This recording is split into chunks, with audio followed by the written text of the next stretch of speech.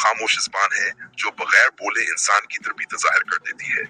जो शख्स आदाब का दामन थाम लेता है वो हर दिल में जगह बना लेता है। एहतराम दीना दरअसल अपनी आज़मत को बढ़ाना है। अच्छा अखलाक और अदब इंसान को हजूमों में बेनुमाया कर देते हैं। बदतमीजी कती ताकत दे सकती है मगर इस्त नहीं। अदब अख्तियार करें, यही असल शराफत है।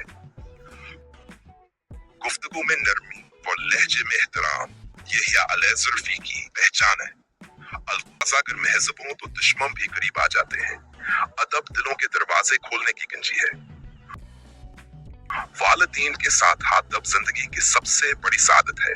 जब अपने बड़ों का एहतराम करता है, वक्तास का एहतराम करता है, बेअदब भी तरक्की के रास्ते बंद कर देती है।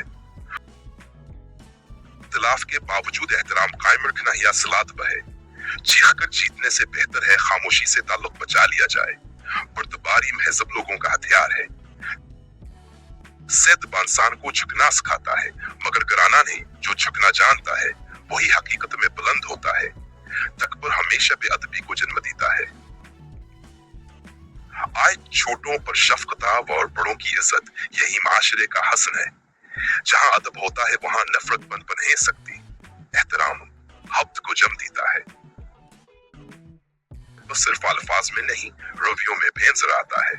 दरवाजा आस्ता बंद करना भी तहज़ीब की अलामत है। महज़ बातें शख्सियत को रोशन कर देती हैं।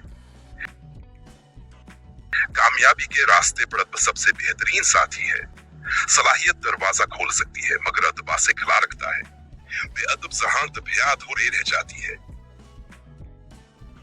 अगर आपको ये वीडियो पसंद आई हो तो उसे लाइक और शेयर जरूर कीजिए और चैनल को सब्सक्राइब करके बेल आइकॉन को भी दबा दीजिए ताकि आपको हर नई वीडियो की नोटिफिकेशन बरोकत मिल सके।